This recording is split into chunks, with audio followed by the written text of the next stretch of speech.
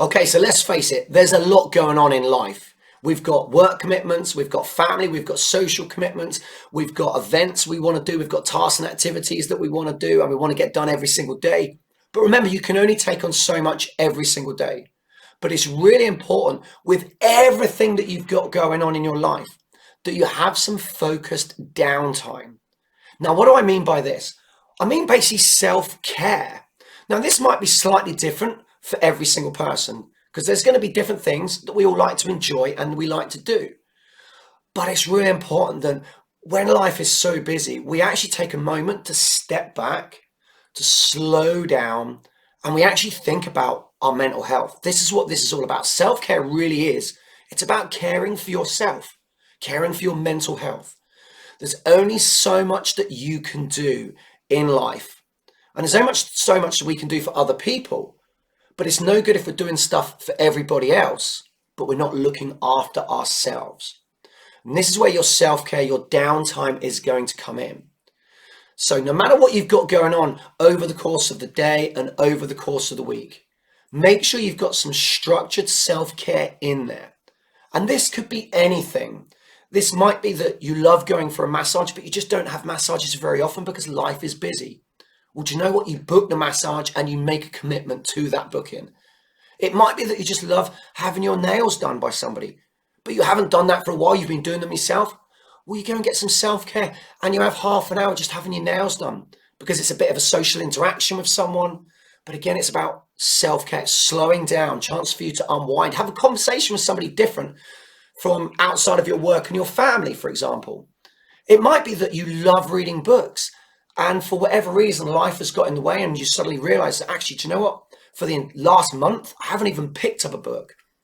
Well, block out 15 to 20 minutes every day before you go to bed where you actually go, do you know what? I'm going to start reading. I'm going to read a book every single month. And I can do that just by focusing 20 minutes a day reading. And you can do that quite easily. It might be for you that self-care is about watching a movie or your favorite streaming service program. And you just chill out and you block that into your week. You may find, you know what, I haven't watched a good movie for a long time. So you find time within your week where, do you know what, you're going to sit down, you're going to relax, you're going to unwind, and you're just going to enjoy what you're watching in front of you. So whatever it is you like to do, it's really important to think of self-care as obviously looking after yourself, but looking after your mental health. It might be that for self-care, you like to go for a walk in nature. And that's something that you could do over the weekend when you've got more time. You can actually go, do you know what, the weather's looking great this weekend. I can go for a few hours. I can take some water with me. I get some nice fresh air. I can visit nature. I can take my mobile phone. I'll take some great photos. You don't want to use your mobile phone as a distraction, but it's good sometimes to go out and actually take photos of nature that you see, because then memories come up and you look back and go, oh, I remember doing that. And I remember how great that was, because then it'll encourage you to do it again.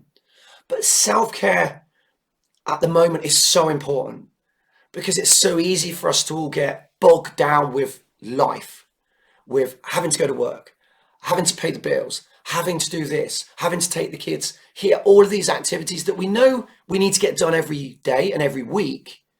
But before you know it, you get to Friday again and your week's gone spinning at 1,000 miles an hour. And then you look back and you go, I haven't had any time for myself. I do things for everybody else. And we all do things for other people, which is great. That's part of life. It's great to give to other people. But at the same time, it's not healthy if we're not giving to ourselves and we're not finding that little bit of time where, do you know what, you switch off and you can just enjoy being basically with yourself and just enjoying your own company, enjoying the book that you're reading, you're learning about something, enjoying the TV show because you've got the time, you haven't got the distractions there. And sometimes when we're working really hard, especially on big tasks, really challenging tasks and activities, they're going to require a huge amount of things like concentration, energy, brain power. So our brain's going to get tired. And those big tasks are going to be really draining. And we can't keep working 100% on a big task, 100% on a big task, because eventually what that's going to lead to is feelings of being overwhelmed, feelings of feeling sort of frustrated, and potential burnout. Well, we end up having time off of work because we just can't cope with what's going on in our life. And that comes down to sometimes just learning a few skills, but implementing them. And there's other tasks that you have, don't require a lot of energy, don't require a lot of willpower and brain power, I should say. And we can just keep going with those. But it's important that, especially if you've got a kind of a high stress job and there's a lot going on, there's a lot coming at you, maybe you're responsible for a big team, actually block some time out for yourself and encourage those that you work with to do the same. Meditation, yoga, anything like that just gives you a chance to slow down, have a little bit of self-care so you can look after yourself. Because if you don't look after yourself, guess what? You will not be able to look after anybody else. So nobody else is going to benefit from your skills, your expertise, your time, or your knowledge. So it's really important that your focus is on yourself as well. So if you're not doing this, just block out a little bit of time, even if it's 20 minutes a night to read a good book, even if it's once a week, get a relaxing massage on your shoulders, on your back. That's where we hold a lot of tension. It might be get your nails done. Might be that you just spend 10 minutes a day, just deep breathing and just relaxing, and just lying on the floor. If it's just lying on the floor, just deep breathing, relaxing. It might be that you can find time to do yoga once a week for an hour.